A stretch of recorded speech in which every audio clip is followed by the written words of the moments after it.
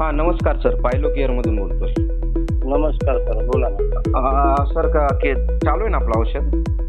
हो, औषध चालू आहे. किती दिवस झाले आता? 7 तारीखपासून चालू केले होते. बरं बरं, म्हणजे एक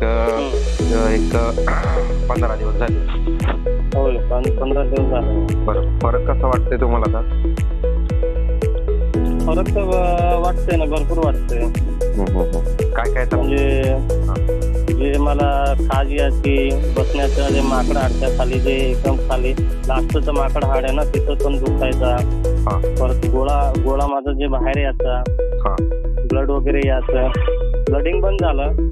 गोळा जे माझा बाहेर यायचा तो पण आता एकदम नॉर्मल कमी झाला, 50% कमी झालं. म्हणजे जसं मी बाथरूम वगैरे करतो ना, एवढं येत नाही.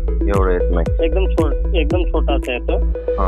आणि बाथरूम वगैरे पण साफ येते. बाथरूमच्या नंतर मला जे त्रास व्हायचे, आगन वगैरे, परत दुखाव व्हायचा, त्याच्यासाठी मला पेन किलर घ्यावं लागत होती. ते सर्व बंद झालं आता. हे सगळंच बंद झालं.